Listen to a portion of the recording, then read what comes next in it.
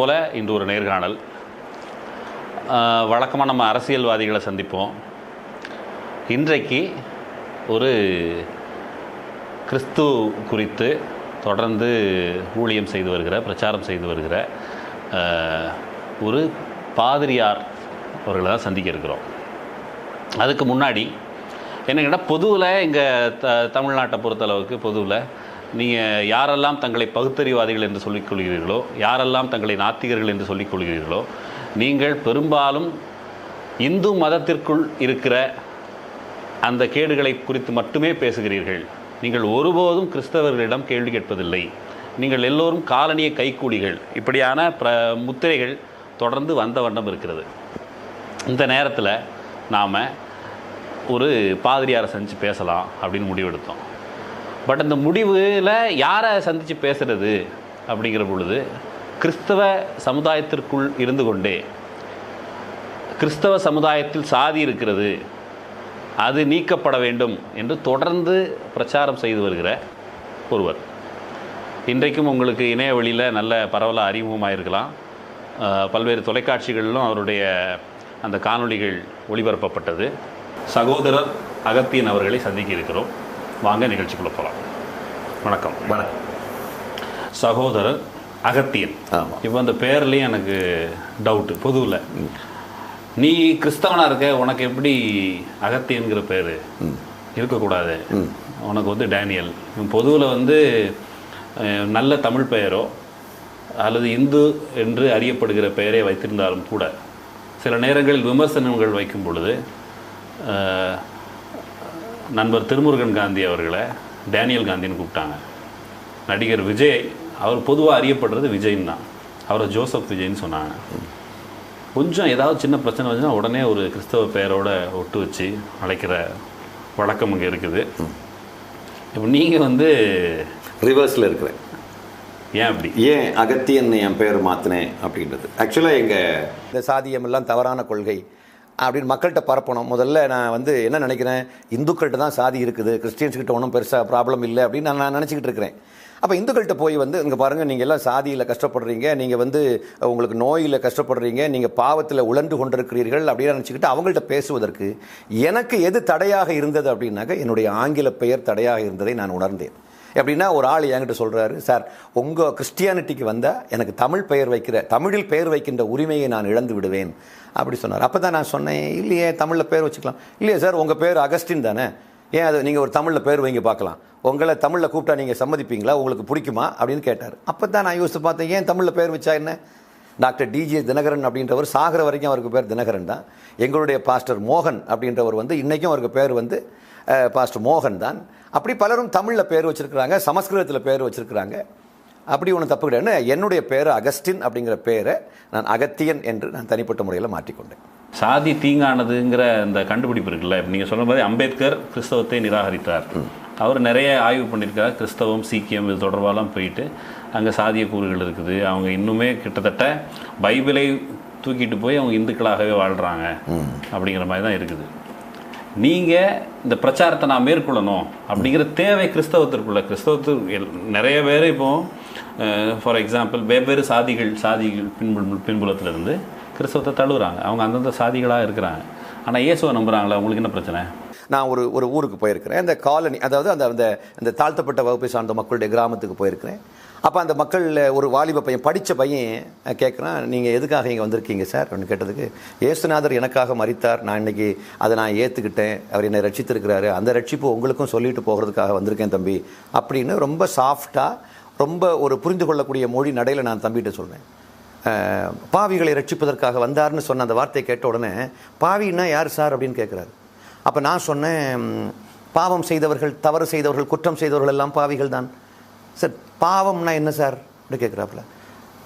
படைத்த கடவுளுக்கு எதிராகவும் படைக்கப்பட்ட மனிதனுக்கு எதிராகவும் இந்த உலக இந்த சமுதாயத்துக்கு எதிராக குற்றம் செய்யக்கூடிய, தவறு செய்யக்கூடிய எல்லா ஆக்டிவிட்டியுமே பாவம் தான் தம்பி அப்படின்னு சொல்கிறேன். அப்போது அந்த தம்பி என்கிட்ட கேட்குறாரு, அடுத்தவனை கீழ் ஜாதின்னு சொல்கிறது பாவமா இல்லையா அப்படின்னு கேட்குறாரு. அப்போ நான் சொன்னேன், மிகப்பெரிய பாவம் தம்பி அப்படின்னு. அப்போ உடனே அவர் சொல்கிறாரு, அந்த பாவத்திலிருந்து ரட்சிக்கப்பட்ட யாராவது உண்டா சார் கிறிஸ்டியானிட்டியிலன்னு கேட்டார். அப்போ தான் நான் யோசித்து பார்த்தேன், சும்மா மக்கள்கிட்ட போயிட்டு இயேசு நல்லவர், இயேசு நல்லவர், எல்லாரும் இயேசுக்கிட்ட வாங்க, உங்கள் இருதயத்தை இயேசுவுக்கு தாங்கன்னு சொல்கிறதுனால ஒன்றும் இந்த உலகத்தில் எந்த மாற்றத்தையும் உருவாக்க முடியாது. என் வீடு நாறிக்கிட்டு கிடக்குது, பக்கத்து வீட்டில் உள்ள ஒரு ஆளை வந்து என் வீட்டுக்கு கூப்பிடணும்னா என் வீட்டு நாற்றத்தை நான் அகற்ற வேண்டும். அது நறுமணம் வீசுகின்ற இடமாக இருந்தால்தான் வெளியில் உள்ள மக்களை உள்ளே கொண்டு வர முடியும். என் வீட்டில் சாப்பாடு இருந்தால் தான் பக்கத்து வீட்டுக்காரன் பட்டினி கிடக்கிறவனை உள்ளே கூட்டிகிட்டு வர முடியும். இங்கேயே சாப்பாடு இல்லைன்னாக்கா அவன் இப்படி உள்ளே வருவான். ஆனதுனால தான் சாதி மறுப்பு கொள்கை கிறிஸ்தவர்களுக்குள்ளே பரப்ப வேண்டும், நம்மிடம் வருபவர்களை மனப்பூர்வமாக ஏற்றுக்கொள்ள வேண்டுங்கிற உணர்வு எனக்குள்ளே வந்தது. இப்போ முதல் தலைமுறையாக கிறிஸ்தவத்துக்கு வந்தவங்க வந்து ஏதோ ஒரு பிரச்சனை காரணமாக, ஏதோ ஒரு ஒடுக்குமுறை காரணமாக கூட வந்திருக்கலாம், வேறு வேறு காரணங்களுக்காக. ஆனால் பல தலைமுறையாக கிறிஸ்தவத்தில் இருந்தவங்க பைபிளை படிச்சிருப்பாங்க. நீங்கள் படித்ததை படிக்காமல் இருந்திருப்பாங்களா? பைபிளில் நாம் அதை உருப்படியாக படித்தா அந்த புத்தகம் நமக்கு வெளிச்சம் கொடுக்கும். அந்த வெளிச்சத்துக்கு மக்கள் ரொம்ப பேர் வரல. இப்போ நீங்கள் எங்கள் அப்பா கிட்ட போயிட்டு பைபிளில் எத்தனை ஆகமங்கள் இருக்குன்னு கேட்டால் எங்கள் அப்பாவுக்கு தெரியாது. ஏன், நானே ஒரு என்லைட்டன்மெண்ட் ஆகிறதுக்கு முன்னாடி எனக்கு பைபிள் என்னன்னு எனக்கு தெரியாது. ஏன், எங்களுடைய ஃபாதர் என்று அழைக்கப்பட்டவர், பாஸ்டர் என்று அழைக்கப்பட்டவர், போதகர் என்று அழைக்கப்பட்டவர் எங்களுக்கு எதுவும் சொல்லிக் கொடுக்கல. அதுக்கு நாங்கள் பொறுப்பு கிடையாது. எங்கள் ஊரில் அன்னைக்கு பார்த்தா ஒரு ஆள் குடிச்சிக்கிட்டு, துக்க வெள்ளிக்கிழமை அந்த குட் ஃப்ரைடே அன்னைக்கு குடிச்சிக்கிட்டு ஒரு ஆள் கீழே விழுந்து கிடக்கிறாரு. ஏன் குடிச்சிங்கன்னு கேட்டால், ஆண்டவரை கொண்டு விட்டாவளே அப்படின்னு ஓன்னு அழுகுறாரு. அப்போது அவர் அழுகிறதுக்கு காரணம், மேபி அவர் அந்த துக்கத்தோடு அழுதுருக்கலாம். என்ன ஐயோ எங்கள் ஆண்டவரை கொண்டுட்டாங்களேன்னு அவர் அந்த துக்கத்தில் கூட குடிச்சிருக்கலாம். ஆனால் இது கிறிஸ்தவத்தினுடைய முதிர்ச்சியின் அடையாளம் அல்ல. பாவிகளை கர்த்தர் ரட்சிக்கிறார் இப்படிலாம் சொல்கிறாங்க. இப்போ வந்து நான் கேட்குறேன், சாதியை கடைபிடிப்பவர்கள், பிறர் மீது தீண்டாமை பாராட்டுபவர்கள், இவர்கள் எல்லோரும் கிறிஸ்தவத்தின்படி பாவிகளா? இயேசு கிறிஸ்து யாரை பாவி என்று நினைக்கிறார் அப்படின்னாக்கா, தவறு செய்தவங்க எல்லாருமே, குற்றம் செய்தவர்கள் தன்னுடைய மனசாட்சிப்படி, என் மனசாட்சிக்கு தெரியுது நான் தப்பு பண்ணிட்டேன் அப்படின்னு நினைக்கிறவங்க எல்லாருமே பாவி தான். ஆனால் வாழ்க்கையினுடைய ஒரு கட்டத்தில் நான் இதுவரைக்கும் செஞ்ச பாவத்துக்காக வேண்டி இயேசு கிறிஸ்து சிலுவையில் மரித்தார் என்று ஏற்றுக்கொள்கிறான் பாருங்களேன், அடி பண்ணிக்கிறான் பாருங்க. அவர்கிட்ட வந்து எனக்காக நீங்கள் மரிச்சிருக்கீங்க, உங்களுக்கு நன்றி அப்படின்னு அவன் கன்ஃபஸ் பண்ணுறான், வாயில் அறிக்கை பண்ணுறான். அப்படி ஒருத்தர் சொல்கிறான்னா அவனுக்கு கடவுள் கொடுக்கக்கூடிய பேர் பரிசுத்தவான். வழக்கமாக திரைப்படங்களில் காமிப்பாங்க, கிறிஸ்டின் ஒருத்தர் இருப்பார், அவர் வந்து கொலை செஞ்சிருவார். கொலை செஞ்சுட்டு சர்ச்சில் போய் ஒரு இருட்டில் உட்காந்துக்கிட்டு பாவ மன்னிப்பு கேட்பார். திரும்ப மறுநாள் அதே செய்வார். ஆமாம். இப்போ நேற்று ஒருத்தர் சாதியை கடைபிடித்து ஒரு மேல் தீண்டாமை பாராட்டுகிறார். பாராட்டவர் மறுநாள் வந்து சர்ச்சுக்கு போயிட்டு பாவ மன்னிப்பு கேட்டார். மறுநாள் அவர் வந்து தீண்டாமை கடைபிடிக்கிறார், சாதியை கடைபிடிக்கிறார். இப்போ பாவ மன்னிப்பு கேட்கறது மட்டுமே பத்தாது இல்லை. ஒரு ஆளை ஒரு தப்பு செய்யாமல் இருக்க வைப்பதற்கு இயேசு கிறிஸ்து என்ற ஒரு புனிதமான கேரக்டர் இந்த உலகத்துக்கு வர வேண்டிய தேவையில்லை. அப்படியே வந்திருந்தாலும் அவர் நமக்காக மரித்து பாவ மன்னிப்பை கொடுக்க வேண்டிய தேவையில்லை. அவருடைய உயிரை கொடுத்து பாவ மன்னிப்பை கொடுக்க வேண்டிய தேவையில்லை. அம்பேத்கர் வந்து தன்னுடைய வாழ்நாள் முழுவதையுமே மக்களுக்காக, ஒடுக்கப்பட்ட மக்களுக்காக செலவு செய்தார். இப்போ அந்த மக்கள் என்ன பண்ணுறாங்க, இப்போ கிறிஸ்தவ குடும்பத்தில் பிறந்திருந்தாலும் அந்த அம்பேத்கருடைய அந்த வாழ்க்கையை பார்த்து அவர் அந்த ஒடுக்கப்பட்ட மக்களுடைய விடுதலைக்காக வேண்டி வாழ்ந்ததுனால அம்பேத்கருக்கு சில ஆட்கள் கொடுக்கக்கூடிய முக்கியத்துவத்தை கிரைஸ்டுக்கு கொடுக்க மாட்டேன்றாங்க. ஏன்னா அம்பேத்கருடைய அந்த கொடுத்த அந்த விடுதலை, அவர் சொன்ன கொள்கைகள், அவருடைய அந்த அணுகுமுறை எல்லாம் பார்த்தீங்கன்னா கிறிஸ்தவத்தில் இன்னும் போதிக்கப்படவில்லை. ஒரு எடுத்துக்காட்டு, இப்போ அம்பேத்கர் வந்து ஒரு நிமிஷம் வாழ்ந்திருந்தாலும் அந்த அவர் வாழ்ந்த ஒவ்வொரு நிமிஷ வாழ்க்கையுமே மக்களுடைய விடுதலைக்காக வேண்டி மட்டுமே வாழ்ந்து முடிச்சுட்டு போயிட்டார். அதே மாதிரி தான் கிரைஸ்ட் மக்களுடைய விடுதலைக்காக, மக்களுடைய பாவ மன்னிப்புக்காக வாழ்ந்தார். ஆனால் அம்பேத்கரால ஜாதி ஒழிப்பை பற்றி பேச முடிஞ்ச அளவுக்கு கிறிஸ்துவனால அல்லது கிறிஸ்தவ தலைவர்களால் இன்னும் சாதி மரபை பற்றி பேச முடியும். சுருக்கமாக பேசுவோம். நம்ம வந்து இதில் ரெண்டு விஷயம் நீங்கள் இன்னும் அதுக்கு பதிலளிக்கணும். என்னன்னா, சாதியை பின்பற்றுபவர்கள் கிறிஸ்துவை தழுவிய கிறிஸ்தவர்களாக இருந்தாலும் அவர்கள் பாவிகளா இல்லையா? சுருக்கமா இல்ல, பாவின்ற வார்த்தைக்கு அர்த்தம் என்னன்னாக்கா, இயேசு கிறிஸ்துவின் மன்னிப்பை பெற்றுக்கொள்ளாதவர்கள் பாவிகள். சாதியை கடைபிடிக்கிறார்கள், அது பாவம் தானே? பாவம் செய்யறோம் பாவி தானே? இல்ல, அதான் நான் சொல்ல வரேன். அதாவது நீங்க வந்து ஒரு டீச்சர் இருக்கிறாங்க அப்படின்னா, டீச்சருக்கு தெரியாம ஒரு விஷயத்தை போதிச்சுட்டாங்க. ஒரு ஸ்கூல்ல ஒரு டீச்சர் தப்பான ஒரு ஃபார்முலாவை பசங்களுக்கு சொல்லி கொடுத்த உடனே அந்த அம்மா தப்பு செஞ்சது உண்மைதான், ஆனா டீச்சருங்கிற பதவி அவங்க போகாது. நான் சொல்ல புரிஞ்சுட்டீங்களா? டீச்சர் அப்படின்ற பதவிக்கு அவங்க அருகதையற்றவர்கள் அப்படி சொல்ல முடியாது. அதை அவர்கள் கற்றுக்கொள்ள வேண்டும். இப்போ வந்து நாம் பாவம் செய்யாமல் வாழ்வதனால் பரிசுத்தவான்கள் அல்ல, அப்படி ஒரு பெயர் கிடையாது. ஆக்சுவலாக பரிசுத்தவான் என்ற பெயரை மக்கள் எப்படி பெற்றுக்கொள்கிறார்கள்னாக்க, நான் உனக்காக மரித்ததை நீ நம்புவாயானால் உனக்கு பரிசுத்தவான் என்கிற பெயர் இல்லை. அது கடவுளுக்கும் மனிதர்களுக்கும் இடையே ஒரு டீல். கடவுள்கிட்ட தன்னை ஒப்பு கொடுக்கலன்னா ஒருபோதும் ஒருவன் பரிசுத்தவனா ஆக முடியாது அப்படிங்கிறது கண்டிப்பா பைபிள் இருக்குது. பைபிள்ல சாதி மறுப்பு எங்கே தேடுறது? பைபிளில் வந்து சாதி மறுப்பு அப்படின்னு ஒரு தனி டாபிக் கிடையாது. ஆனால் பைபிள் ஒரு மிக முக்கியமான கொள்கையை சொல்லுது. அது என்ன கொள்கைன்னா, இப்போ இயேசு இந்த உலகத்துக்கு வந்ததுக்கு காரணமே அன்பாய் வாழ்வது எப்படி என்று சொல்லிக் கொடுக்க வந்தார். அன்போடு வாழ்கின்ற வலிமையை தன் சிலுவை மரணத்தின் மூலமாக கொடுக்க வந்தார். அப்போ அந்த அன்பு வலிமை நமக்குள்ள வரும் பொழுது நாம் அப்புறம் பாவம் செய்ய முடியாது, பாவம் செய்ய மாட்டோம். ஏன்னா நம்மை பாவம் செய்யாமல் தடுப்பது, ஐயோ நான் வந்து நரகத்துக்கு தூக்கி போட்டுவாரே அப்படிங்கிற பயத்தினால கிடையாது. அவருடைய அன்பு நிமித்தமாக நம்ம பாவம் செய்யாமல் இருக்கிறோம். அப்புறம் நம்ம சாதி பார்க்க மாட்டோம். ஏன்னா அவருடைய அன்பை பார்த்து சாதி பார்க்க மாட்டோம். கிறிஸ்தவர்கள் யாரு? நான் கிறிஸ்தவங்கள் யாரு சொல்றேன் அப்படின்னா, இயேசு கிறிஸ்து எனக்காக மரித்தார் என்று முழுமையாக தன்னுடைய மனதளவில் நம்பி அதை வாயினால் அறிக்கை செய்கிறவர்கள் கிறிஸ்தவர்கள். இதுல கிறிஸ்தவ நாடார், கிறிஸ்தவ முதலியார், கிறிஸ்தவ செட்டியார் இவங்கலாம் வருவாங்களா இல்லையா? இவங்க எல்லாம் இயேசுவை ஏற்றுக்கொண்டிருப்பார்கள். ஏற்றுக்கொண்டதுக்கு பிறகு நான் நாடாருன்னு சொல்லிட்டு இருக்காங்க. அப்படின்னா இவங்களுடைய போதகர்கள் ஒழுங்கா இவங்களுக்கு சொல்லி புரிய வைக்கல. நீ கிறிஸ்டியன் சொல்ற, இயேசு அவனுடைய பாவத்தை மன்னிச்சாருன்னு சொல்ற, அவர் இவ்வளவு துடிக்க அவர் வலி மிகுந்த ஒரு மரணத்தை, மன உளைச்சல் மிகுந்த ஒரு மரணத்தை உனக்காக அடைஞ்சதுக்கு பிறகும் நீ பக்கத்தில் இருக்கக்கூடியவனை நீ கீழ் ஜாதின்னு புறக்கணிக்கிறாயானால் இது நியாயமா? அப்படி சொல்ல வேண்டிய ஊழியக்காரர்கள், இந்த பாஸ்டர்கள், போதகர்கள், அந்த தலைமை ஆன்மீக பொறுப்பில் இருக்கக்கூடியவங்க எல்லாம் இதை பற்றி போதிக்காமல் இருக்கிறதுனால தான் மக்களுக்கு தெரியாமல் இருக்குது. இந்தியாவுக்குள் கிறிஸ்தவம் தழைக்க வேண்டும், கிறிஸ்தவம் பரவ வேண்டும் அப்படின்னு சொன்னான். இப்போ கிறிஸ்தவம் மட்டும் இல்லை, இஸ்லாம் வரும் பொழுது இஸ்லாத்தில் சாதி இல்லைன்னு சொல்லுவாங்க. வடக்க அதற்கான பிளவுகள் இருக்குது. கிறிஸ்தவத்தில் அவங்க வந்து கிட்டத்தட்ட இந்த சாதி அமைப்போடு சமரசம் செய்து கொண்டால்தான் இந்தியாவில் கிறிஸ்தவத்தை பரவ செய்ய முடியுங்கிறதுனால நீங்கள் சொல்கிற பாதிரிமார்கள், ஊழியக்காரர்கள் அவங்க வந்து கிறிஸ்தவத்தை இங்கு பரப்புவதற்கு சாதியோடு சமரசம் செய்து கொண்டார்களா? 100%. அவங்க கிறிஸ்டினா மாறினதுக்கு பிறகும் தங்களை நாடார்கள் என்று அடையாளப்படுத்தி கொண்டால்தான் இந்து நாடார்கள்கிட்ட போய் ஜீசஸ் பற்றி சொல்கிறது ஈஸியாக இருக்கும், நமக்கு அது ஒரு பாதுகாப்பாக இருக்கும் அப்படின்னு அவங்க நினைச்சாங்க. ஆனால் அதுதான் மிகப்பெரிய ஒரு பின்னடைவுக்கு காரணமாக இருந்தது. எப்படின்னா, வேற இப்போ தாழ்த்தப்பட்ட வகுப்பை சார்ந்த ஒரு ஆள் உள்ள வரும் பொழுது இந்த தாழ்த்தப்பட்ட வகுப்பை சார்ந்தவருக்கு இந்த பிற்படுத்தப்பட்டவருக்கு கல்யாணம் பண்ணி கொடுக்க மாட்டார், பொண்ணு கொடுக்க மாட்டார், பொண்ணு எடுக்க மாட்டார். அப்போ இப்படிப்பட்ட ஒரு பாகுபாட்டு மனப்பான்மை திருச்சபைக்கு உள்ள வந்து திருச்சபைக்குள்ள இது ஒரு பெரிய ஒரு கொடுமையான ஒரு சூழ்நிலை உருவானதுக்கு எல்லாத்துக்கும் காரணம் என்னன்னாக்கா, அந்த சாதியத்தை உள்வாங்கி கிறிஸ்தவம் பயணிக்கிறதுனால. நீங்கள் வந்து குறிப்பாக நாடார்கள் மட்டும் டார்கெட் பண்ணுறீங்க. நாடார்கள் தான் கிறிஸ்டியானிட்டியில் நீங்கள் அதிகமாக இருக்கிறவங்க. நாடார்களை மட்டும்தான் நான் தாக்கி பேசிகிட்டு இருக்கிறேன் அப்படின்னு சொல்கிறதும் ஒரு விதத்தில் வந்து தவறு தான். ஏன்னா என்னுடைய சிரிப்போம் சிந்திப்போம் முதல் வால்யூமில் நான் அதை பற்றி தெளிவாக பேசியிருக்கிறேன். ஒரு ஆள் என்கிட்ட கேட்டார், நாங்கள்லாம் கம்மால நாயிடு அப்படின்னு. அப்போ நான் சொன்னேன், கம்முன்னு போயிடு அப்படின்னு சொன்னேன். ஸோ இது வந்து நாடார்கள்னு மட்டும் கிடையாது. ஒரு ஆள் சொல்கிறார், நாங்கள் எல்லாம் தேவர்னு சொல்கிறாருங்க அப்படின்னாக்கா அது அவங்களுக்கு ஒரு அது எல்லா சாதி மக்களை பற்றி நான் விமர்சனம் பண்ணியிருக்கிறேன். இப்போ நீங்கள் நாடார்கள் வந்து மற்றவங்களுக்கு பொண்ணு கட்டி கொடுக்க மாட்டாங்க, பொண்ணு எடுக்க மாட்டாங்கன்னு சொல்கிற மாதிரி இன்றைக்கி நான் சொல்கிறேன், இப்போ வடக்கு தமிழகத்தில் உள்ள பறையர்கள் என்று தங்களை அடையாளப்படுத்துகிறவர்கள், அருந்ததியர்கள் என்று தங்களை அடையாளப்படுத்துபவர்களுக்கு பொண்ணு கட்டி கொடுப்பாங்களா, பொண்ணு எடுப்பாங்களான்னு கேட்டாக்க மாட்டாங்க. இது சாதின்னு சொல்லக்கூடியது எல்லாருக்கிட்டையுமே இருக்குது. ஆனால் ஒரு மிகப்பெரிய ஒரு பிரச்சனை என்ன அப்படின்னாக்கா, நாடார்கள் தான் இந்த திருச்சபையினுடைய வளர்ச்சிக்கு மிகப்பெரிய காரணமாக இருந்தவர்கள். அண்ணன் அப்படின்னு சொல்லலாம். இந்த கிறிஸ்தவத்துக்குள்ள இருக்கக்கூடிய எல்லா பிள்ளைகளுக்கும் மூத்த அண்ணன் அப்படிங்கிற ஸ்தானத்தில் இருக்கக்கூடியவங்க யாருனாக்கா நாடார்கள் தான். ஏன்னா அவங்க எல்லாம் வந்து தான் எங்களெல்லாம் ஆண்டவருக்குள்ளே கொண்டு வந்தது. இப்போ நான் எல்லாம் கிறிஸ்துவ அறிஞ்சிருக்கேன் அப்படின்னாக்கா அதுக்கெல்லாம் காரணம் அவங்க தான். ஃப்ரம் நாகர்கோயில். அப்போ அவங்க வரும் பொழுது எல்லாரையும் அவங்க மதத்துக்கு கொண்டு வந்தாங்களே தவிர எங்களை நேசிக்கல அப்படின்னு ஒரு கூட்டம் மக்கள் சொல்கிறாங்க.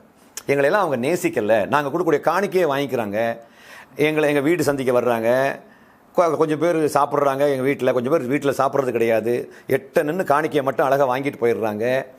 எங்களுக்கு கண்டிப்பாக சில பாஸ்டர்ஸ் வீடு சந்திக்க போகிறது கிடையாது, அப்படியே போனாலும் முற்றத்துக்கு வரைக்கும் போயிட்டு வாங்க, வீட்டுக்குள்ளே போக மாட்டாங்க. இப்படிப்பட்ட கொடுமையெல்லாம் இன்றைக்கி நடந்துக்கிட்டு இருக்குது ஆக்சுவலாக.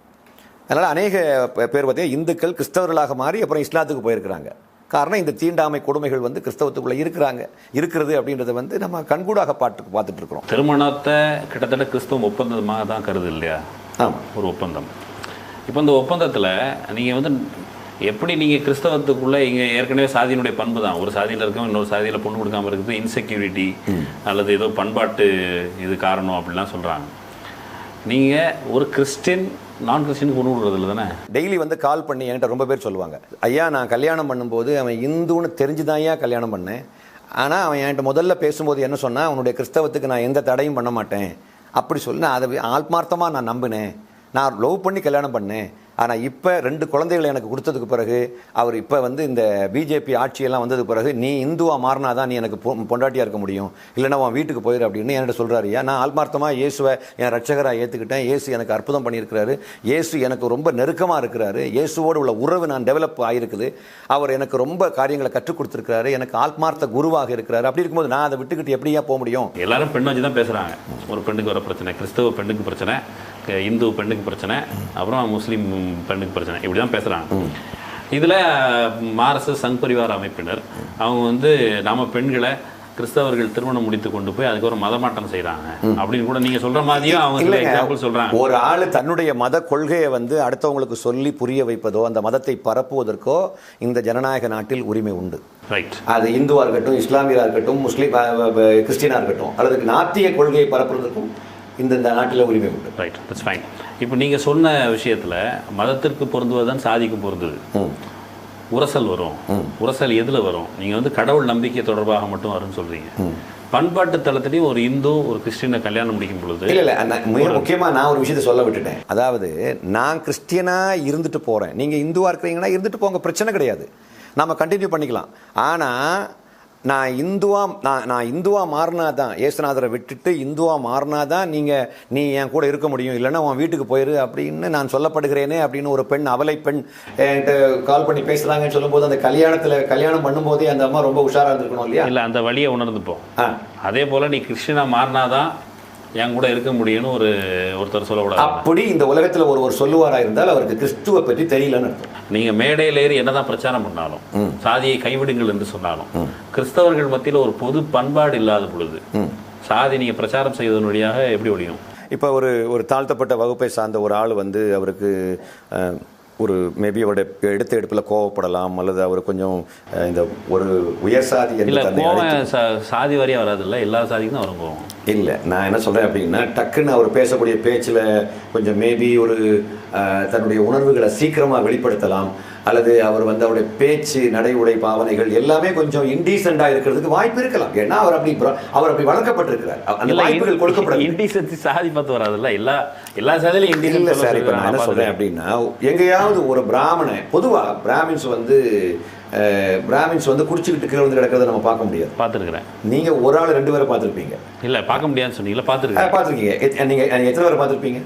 நான் பார்த்துருக்கிறேன். இன்டீசென்ட் ஃபெலோஸ்ன்னு சொல்கிறீங்களே. ஃபார் எக்ஸாம்பிள், ஒரு நபர் கருவறைக்குள் வைத்து ஒரு பெண்ணை புணர்ந்தது, அவங்க வந்து ஊடகங்கள் இன்டீசென்ட் ஆக்டிவிட்டி.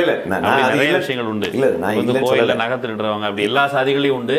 அது ஒரு குறிப்பிட்ட இன்டீசென்சி, அது வந்து ஒரு சாதியோட ரெஸ்ட்ரிக்டட் கிடையாது, எல்லா சாதிக்கும் உண்டு. நான் என்ன சொல்கிறேன் அப்படின்னா, ஒரு குறிப்பிட்ட சாதி மக்கள் வந்து சில பண்பாடுகளில் வித்தியாசமாக இருக்கிறார்கள் அப்படின்னு நாம் பார்க்குறோம். நார்மலாகவே நீங்கள் ரொம்ப பேர் என்கிட்ட சொல்கிறாங்க, நீங்கள் என்ன ஜாதியை ஒழிக்க போகிறேன்னு சொல்கிறீங்க, ஒவ்வொரு ஜாதிக்கும் ஒரு பண்பாடு இருக்குதுல்ல, ஒரு ஜாதிக்கு ஒரு சுபாவம் இருக்குதுல்ல, அப்புறம் நீங்கள் எப்படி ஜாதியை ஒழிக்க போகிறீங்க அப்படின்னு சொன்னாங்க. ஜாதிக்கு பண்பாடு இருக்கலாம், ஜாதிக்குன்னு ஒரு சுபாவம் இருக்க முடியாது. சுபாவம் தான் பண்பாடு. நான் இப்படி வர்றேன். கிறிஸ்தவத்தில் நீங்கள் வந்து அந்த ஃபிலாசபிக்குள்ளே சொர்க்கமும் உண்டு, நரகமும் உண்டு இல்லை? சொர்க்கம் நரகம் உண்டு. என்னென்ன வகையான பாவங்கள்னு சிலது பட்டியல், நீங்கள் மது அருந்துதல், பிறன்மனை நோக்குவது, இது எப்படி ஒரு பட்டியல் இருக்குதுனாலும், நீங்கள் சொல்கிற இந்த பாவங்கள்லாம் தெரிந்து, பாவங்களில் ஒன்றா நான் பிறரை வெறுப்பது ஒரு பாவம்னு வச்சுக்கிட்டா, இந்த பாவம் செஞ்சால் நரகத்துக்கு போவேன், சாதி பார்த்தா நரகத்துக்கு போவேன், அதன் பொருட்டாவது இதை கைவிடுறது வந்து அவங்க அப்படி அது வந்து இயேசுவுக்கு புகழ்ச்சி அல்ல, இயேசுவுக்கு அது எந்த விதத்திலுமே மகிமை இல்லை. ஒரு கொள்கையை கடைபிடிக்க வைக்கிறதுக்கு கிரைஸ்ட் தேவை கிடையாது. நீங்கள் வந்து அதுக்கு எடப்பாடி பழனிசாமியே போதும். இப்போ எல்லாரும் ஹெல்மெட் போட்டுட்டு வண்டி ஓட்டுறாங்க. ஏன் ரொம்ப பேர் இப்போ 90% மக்கள் ஹெல்மெட் போடுறதுக்கு காரணம் என்ன நினைக்கிறீங்க? பிடிச்சி வச்சு ஃபைன் போட்டு அம்பிட்டு போய் எல்லாரும் ஹெல்மெட்டோட போவாங்க. நரகமும் ஃபைன் போடுற மாதிரி, அந்த ஃபைன் கூட பயப்படலையே. அதான் நான் சொல்ல வரேன். நீங்கள் ஏன் நரகத்தை பார்த்து பயப்படல அப்படின்னா, எனக்கு கடவுள் நம்பிக்கையே கிடையாதுங்க. நரகமும் பரலோகமும் எல்லாமே இந்த உலகத்தில் தான் இருக்குது அப்படின்னு நீங்கள் நினைக்கும் பொழுது உங்களால் நரகத்தை நம்ப முடியாது. கிறிஸ்தவர்கள்ல ரொம்ப பேர் வந்து நரகத்தை பார்த்து கூட பயப்படாம இருக்கிறது காரணம் என்னன்னா, எனக்கு தெரிஞ்சு பர்சனலா, தோ they are called as Christians, though they have an English name, they don't believe Christ as the Savior. இப்போ இந்த சாதி மறுப்புக்கான இயக்கத்தை நீங்க வந்து பரவலா பேசி கொண்டிருக்கும் பொழுது மக்கள் மத்தியில் எப்படி வரவேற்பு இருக்குது? மக்கள் மத்தியில் எதிர்க்கிறவங்களும் இருக்கிறாங்க, வரவேற்கிறவங்களும் இருக்காங்க. இது ஒரு புதிய கொள்கை. இதுவரைக்கும் யாரும் பெருசா பேசலை. இங்கொன்றும் அங்கொன்றுமாக யார் யாரெல்லாமோ பேசியிருக்காங்கலாம் சொல்கிறாங்க. பட் ஆனால் இப்போ வந்து ரொம்ப அக்ரெசிவாக இப்போ தான் இதை முன்னெடுத்து கொண்டு போயிட்டுருக்குறோம். இதில் பாதிரியார்களே ரொம்ப பேர் நான் ஒரு புக்கு எழுதியிருக்கிறேன். அதாவது அன்புள்ளவர்கள் பிறரை கீழ் சாதி என்று புறக்கணிக்க முடியுமா அப்படின்னு ஒரு புஸ்தகம் எழுதியிருக்கிறேன்.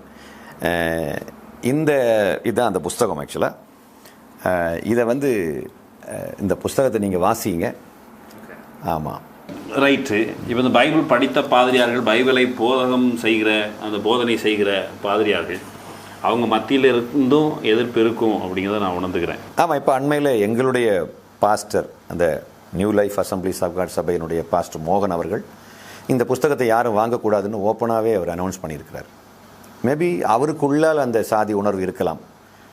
ஆனால் யாருமே இந்த புத்தகத்தை வாங்கக்கூடாது அப்படின்னு அவர் சொன்னது எனக்கு பிடிக்கல. அவர் சாதி உணர்வாளராக இருக்கலாம், அந்த புத்தகத்தை வாங்கி படிக்காமல் இருக்கலாம்.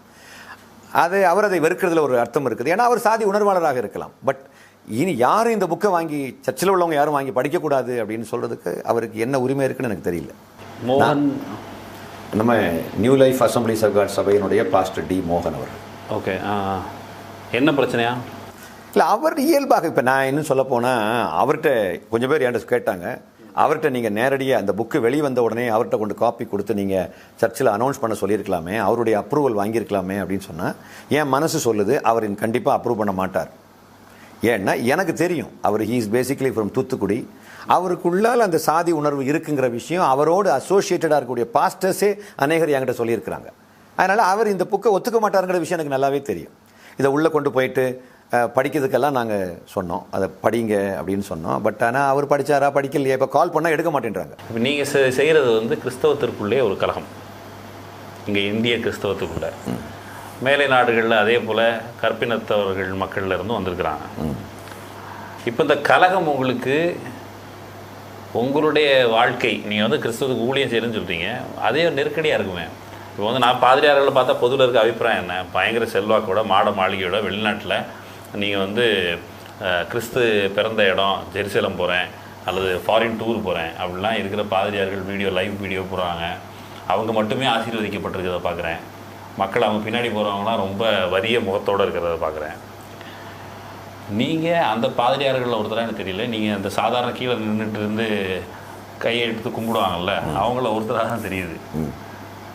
இந்த ப்ராசஸ் கஷ்டமா இல்லையா? இன்ஜினியரிங் படிப்பு படிச்சுக்கிட்டு துபாயில் ஒர்க் பண்ணிகிட்டு இருக்கும்போது ஆண்டுடைய அழைப்பு பெற்று இங்கே வந்ததுக்கு காரணம் பணம் சம்பாதிக்கணுங்கிறதுக்காக அல்ல. இப்போ ஒரு ஊழியக்காரர்னு ஒரு ஆள் வர்றாரு அப்படின்னா அவர் வந்த நோக்கத்தை பொறுத்து தான் இருக்குது. ஆக்சுவலாக இது நான் வந்த நோக்கம் பணம் சம்பாதிக்கணும், ஒரு பெரிய பொசிஷனில் வரணும், மக்கள்கிட்ட நல்ல பேர் எடுக்கணும் அப்படின்றதுக்காக கூட கிடையாது. நான் வந்து நல்ல பேர் வாங்கணுங்கிறதுக்காக வேண்டியோ அல்லது நான் ஒரு பெரிய ப்ரீச்சர்னு பேர் வாங்கணுங்கிறதுக்காக வேண்டி கூட இந்த களத்தில் நான் குதிக்கவே இல்லை. இது இயேசு கிறிஸ்து என்கிட்ட கொடுத்த அந்த பணிக்கு மிகப்பெரிய தடையாக இருப்பது சாதி பிரச்சனை. ஏங்க, இந்த மண்ணினுடைய கடைநிலை என்று மக்களால் ஒடுக்கப்படக்கூடிய மக்களுக்கு கூட இந்த அன்பின் பெருஞ்சோதியாக இருக்கக்கூடிய இயேசுநாதரை பிடிக்கல, அவருடைய ரட்சிப்பு வந்து போய் சேரல. அதுக்கு இந்த சாதியம் மிகப்பெரிய முட்டுக்கட்டையாக ஒரு தடையாக இருக்குமானால் அதை கண்டிப்பாக நான் சாகிற வரைக்கும் எதிர்க்க வேண்டும் என்று நான் தீர்மானித்து ஒரு அர்ப்பணிப்போடு கூட நான் முன்னெடுத்து கொண்டு போயிட்டு இருக்கேன். பெரிய பெரிய சர்ச் வச்சிருக்கிறாங்க, மலைப்பாக இருக்கிறது, அவ்வளோ சொத்து. இன்னொரு பக்கம் ஒரு காமன் அழைப்பு கொடுக்குறாங்க, தசமபாகம் கொடுக்கல அப்படின்னா பாவிகளாயிடுவீங்கன்ட்டு. இப்போ வந்து ஏழை வறிய மக்கள் எனக்கு வந்து இந்த கொடும் சுரண்டலிலிருந்து விடுதலை கிடைக்காதா, இந்த வறுமையிலிருந்து விடுதலை கிடைக்காதா, இந்த கொடும் வாழ்க்கையிலிருந்து விடுதலை கிடைக்காதா, என் துன்பங்கள் போகாதா அப்படின்னு வர்றவங்ககிட்ட போய் நீங்கள் வந்து பணக்காரன்ட்ட கேட்குறீங்க, அவன் இருக்கிறத கொடுக்குறானே வச்சுப்போம். ஒன்றுமில்லாதவன்ட்டு நீ தசமபாகம் கூட, அது மத கடமை. ஒன்றுமில்லாதவனுக்கு பாதிரியார்கள் என்று அழைக்கப்படக்கூடியவர்கள், மத தலைவர்கள், மார்க்க முன்னோடிகள்னா அவங்கள்ட்ட இருக்கிறத ஒன்றுமில்லாதவங்களுக்கு கொடுக்கணுமே தவிர அவங்கள்ட்ட போய் பிடுங்கக்கூடாது. நீங்கள் ஏற்கனவே நிறுவப்பட்டிருக்க ஸ்தாபனத்திற்கு எதிராக நீங்கள் நிற்கிறீங்க. இந்த ஸ்தாபனம் இங்கே இருக்க சிஸ்டத்துக்கு ஆதரவான இல்லை, அவங்க பண்ணுறதை தப்புன்னு ஒத்துக்கிட்டவங்க ரொம்ப பேர் என்கிட்ட நிற்கிறாங்க. இப்போ கோடிக்கணக்காக பணத்தை வச்சுக்கிட்டு ஏழைகளுக்கு கொடுக்காமல் இருக்கக்கூடிய தன்மை வந்து கிறிஸ்தவம் அல்ல. கடவுள் அப்படின்னு நீங்கள் நம்புகிற இயேசு கிறிஸ்து அவர் ஏழைகளுக்குரியவரா அல்லது செல்வந்தர்களுக்குரியவரா? எல்லாருக்கும் உரியவர் தான், பொதுவான. எல்லா மனுஷனுக்கும் பாவம் இருக்குது. அவருடைய பிரச்சனை இப்போ வந்து ஒரு ஏழையை பணக்காரனாக மாற்றுவது மட்டுமல்ல, பாவிக்கு ரட்சகர் தேவை. இது ஏழை பணக்காரனா மாத்துறது இல்லை, ஒரு சாதாரண ஒரு அடிப்படை தேவைகளுக்கான வாழ்க்கை. இல்லைங்க, ஏன் நீங்க பாவி ஒரு ஒரு ஆளை வந்து பாவத்திலிருந்து ரட்சிப்புக்கு உள்ள கொண்டு வந்துட்டோம்னாலே அந்த ஆள் வந்து அந்த புதிய ஒரு படைப்பாக மாறினதுக்கு பிறகு ஏழையை ஆட்டோமேட்டிக்கலா நேசிக்கக்கூடிய ஒரு ஒரு பொறுப்பு அவருக்குள்ள வந்துருது சிலுவையின் மூலமாக. நபிகளே இயேசு கிறிஸ்துவும் அந்த பிரதேசத்துக்கு வந்தவர் இங்கே சாதியால் வஞ்சிக்கப்பட்ட மக்கள் 1500 ஆண்டுகளாக இங்கே வந்து சாதி வந்து இன்னும் வேர் பிடிச்சு இன்னும் கொடூரமான அடிமைத்தனங்கள்லாம் இங்கே திணிக்கப்பட்டிருக்குது. யாரும் வரலையே. புத்தர் வந்தார். புத்தரை நீங்கள் வந்து புத்தர் தூதர்ன்னு அவர் சொல்ல, அவர் தன்னை கடவுள் நம்பிக்கையும் இல்லை. ஆனால் புத்தர் வந்து இங்கே இருக்கிற சனாதனத்திற்கு எதிராக ஒரு குரல் கொடுத்துருக்கிறார், வர்ண அடக்குமுறைக்கு எதிராக குரல் கொடுத்துருக்கிறார். 2000 வருஷம் கழிச்சு இட்ஸ் டூ லேட் இல்லை. ஏன் கடவுள் லேட்டாக அகத்தியன் மாதிரிப்பட்டவங்களை எல்லாம் எழுப்புறாரு? ஏன் இந்த மாதிரிப்பட்ட ஒரு போராட்டம் இந்த 2000 ஆண்டுகளுக்கு பிறகு வருது? ஏன் ஆரம்பத்திலே வந்திருக்க கூடாதா?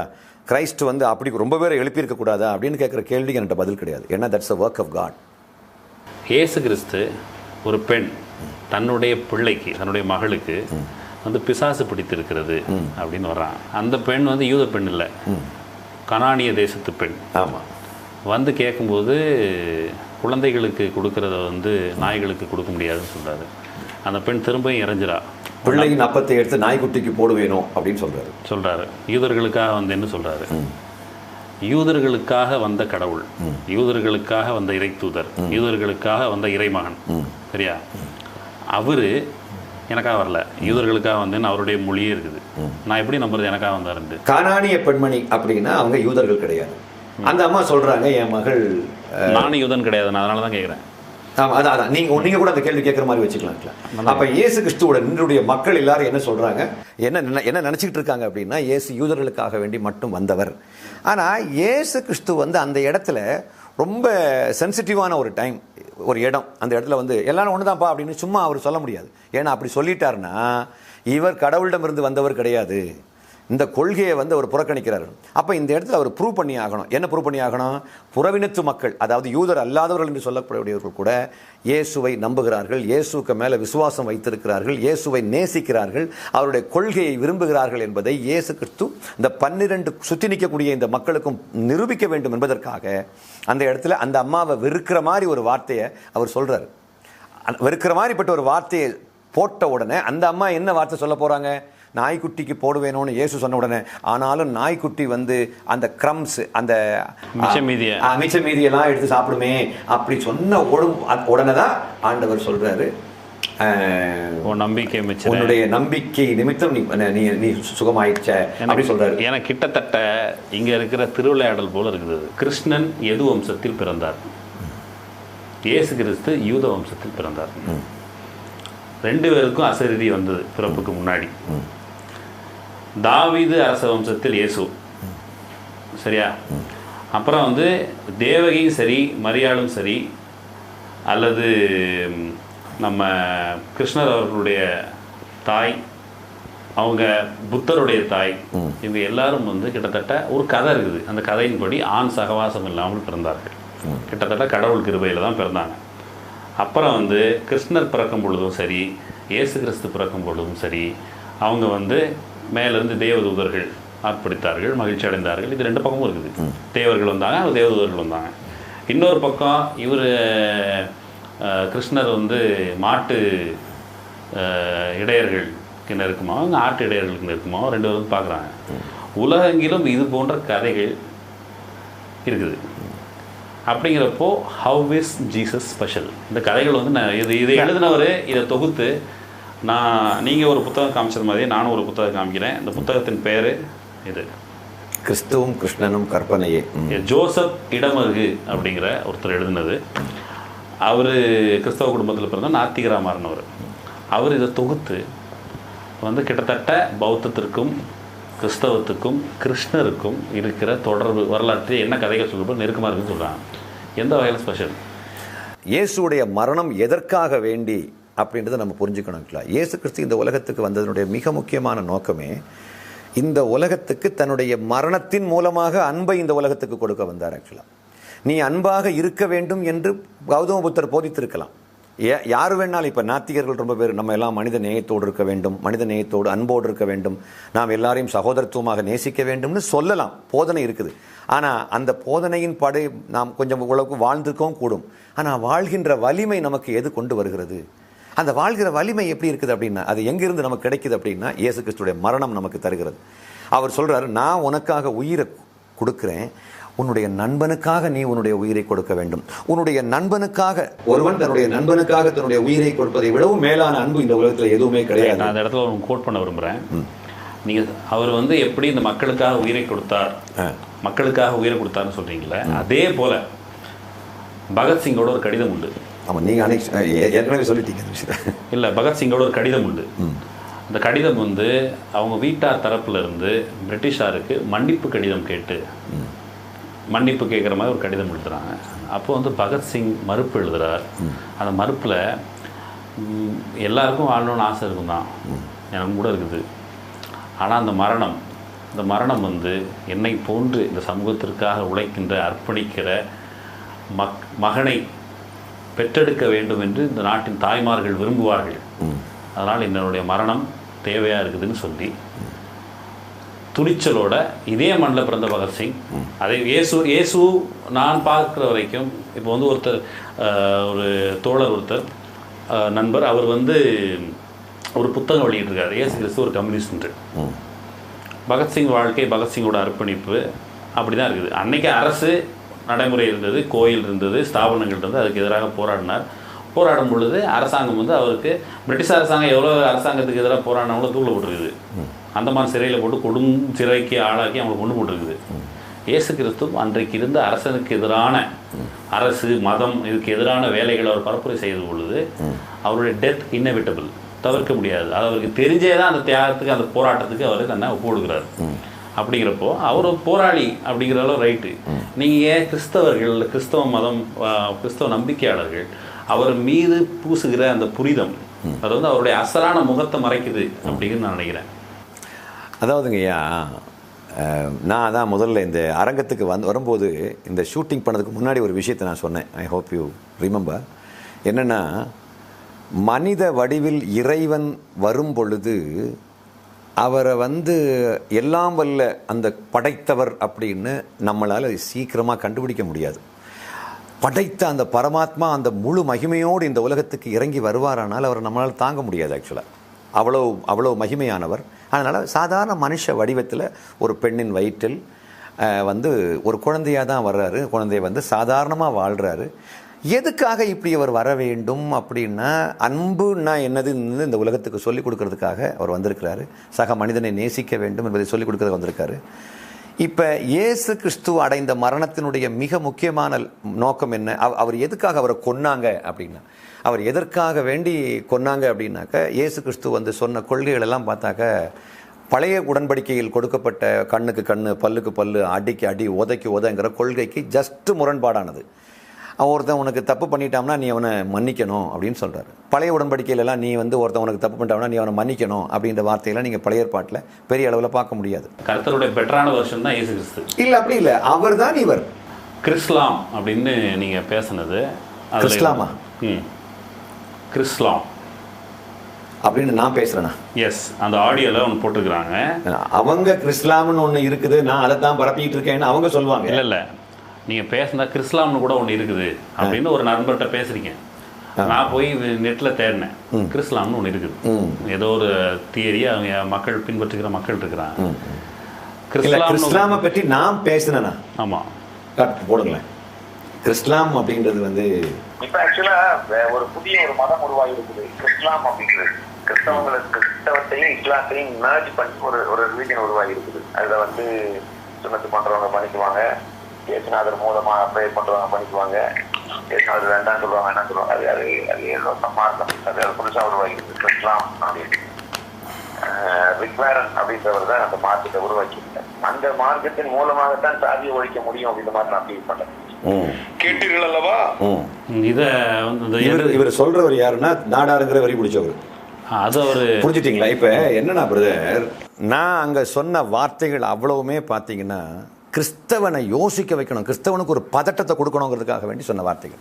இஸ்லாத்தால் தாங்க ஜாதிக்க முடியும், கிறிஸ்லாமுங்கிற மதத்தால் தான் ஜாதிக்க முடியும், ஏசுநாதரால் ஒன்றும் இந்த இன்னைக்கு இருக்கிற கிறிஸ்தவத்தால் ஒன்றும் எதையும் சாதிக்க முடியாது அப்படின்னு நான் சொன்னதுக்கு ஒரு மிக முக்கியமான காரணம் என்னன்னாக்க, இந்த உலகத்தில் உள்ள கிறிஸ்தவர்கள் உணர்வற்று கிடக்கக்கூடியவங்க எல்லாம் கொஞ்சம் என்னை திரும்பி பார்க்கணுங்கிறதுக்காக வேண்டி. ஒரு ரோடு ஓரமாக இருந்துக்கிட்டு, சார் எனக்கு பசிக்குது சார், எனக்கு வேலை இல்லை சார், பைசா இல்லை சார்னு சொன்னால் யாரும் கண்டுக்க மாட்டாங்க. நான் தற்கொலை செய்ய போகிறேன், ஏன்னால் அரசாங்கம் எனக்கு வேலை தரவில்லை, எனக்கு பசிக்கிறது, சாப்பாடு இல்லைன்னு சொல்லிக்கிட்டு நீங்கள் மொபைல் டவருக்கு மேலே ஏறி சொன்னீங்கன்னா கேமராவோட வந்துடுவாங்க. உலகமே திரும்பி. அது வந்து ஒரு கவன ஈர்ப்பு மட்டும்தான். அந்த கவன ஈர்ப்பு போராட்டம் தான் இது. ஆக்சுவலாக கரெக்டான வார்த்தை நீங்கள் இப்போ சொல்கிறீங்க. இந்திய கிறிஸ்தவத்துக்குள்ளே புரையோடி போயிருக்கிற இந்த சாதி அப்படிங்கிற கேட்டிற்கு எதிராக உழைக்கிற உங்களுக்கு என்னுடைய வாழ்த்துக்கள். இன்னொரு நேர்காணலில் நம்ம சந்திக்கலாம். நன்றி. நன்றி. தேங்க்யூ. நண்பர்களே, விரிவான உரையாடல். நாம் இன்னொரு நேர்காணலில் சந்திப்போம். அரண் செய்யோடு இணைந்திருங்கள். வாய்ப்பு இருக்கிறவங்க, நிகழ்ச்சிகளை விரும்புகிறவங்க அவசியம் சப்ஸ்கிரைப் பண்ணுங்கள். உங்களுடைய ஒத்துழைப்பு எங்களுக்கு தேவை. நன்றி. சுதந்திர ஊடக பயணத்தில் இணைந்து கொள்ள அரண்சை சேனலை சப்ஸ்கிரைப் செய்யுங்கள்.